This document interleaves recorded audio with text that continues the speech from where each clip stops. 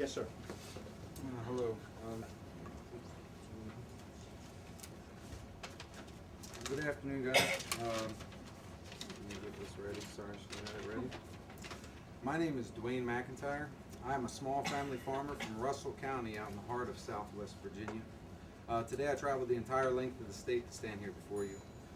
Not to talk about what this piece of legislation means to me as a farmer, for I doubt I would say anything different than what you are already hearing from my fellow countrymen and women, and all of whom I stand in unity with here today. I've not come to address the true economic stimulus that this piece of legislation is going to create in our state, for again, I doubt I would say anything different than what you are already hearing from my fellow countrymen, and again, whom I stand in unity with. What I want to address today is the elephant in the room. And that basically is what everybody is here for today. I want freedom. I want my children to have freedom. He wants freedom. He wants freedom. He wants freedom. Everybody here wants freedom. Don't be distracted by the issues you are hearing today. That is not the real reason why we are here. We are not here as farmers wanting to make cases for selling homemade beef jerky or selling bowls of grandma's delicious soup recipe to our neighbors at our local farmers market. We are not here today as consumers who want to be able to buy what we deem beneficial to our quality of living, or who want to be able to buy more of their daily foods needs from their neighbors and their communities rather than the big corporations. All of these issues you are hearing today are not why we are here. They are the byproducts of the innate abundance that comes with what we are really here for today. We are all here today because we want to share in that abundance that was supposed to be preserved for us to begin with. We are here today because we want our freedom. Now, just to be clear, I'm not talking about the type of freedom a cow has. I don't want the freedom to be able to graze in the confines of my owner's fenced-in pastures.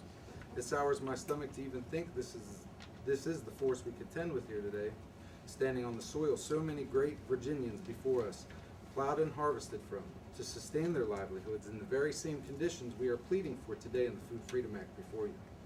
I want the freedom, gentlemen, to sustain my livelihood just as my fellow Virginians did before me, to partake of the abundance that was intended for us from the conception of this great escape from the oppressive dictation and stifling government regulations of Britain that only benefit a very few. I simply want the freedom, gentlemen, to provide for my family with the hard work of my hands rather than with the handouts of the state. The people you see here before you today is just a tiny voice compared to the majority of people all over the state and country, for that matter, who support this legislation. With the forces of control and the forces of freedom at a head on just about every issue we face in our daily struggles in this land of the free, today is an opportunity for you to stand on the right side of the struggle. I stand before this committee to ask you, gentlemen, not to set your opinions forth today on these matters, neither allow the opinions of the corporate lobbyists in this town to dictate your decisions here.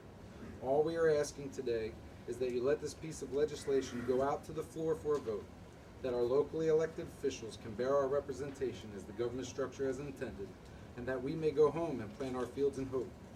For our sakes, no doubt this is written in Scripture, that he that plows should plow in hope, and that he that threshes in hope should be partakers of his hope.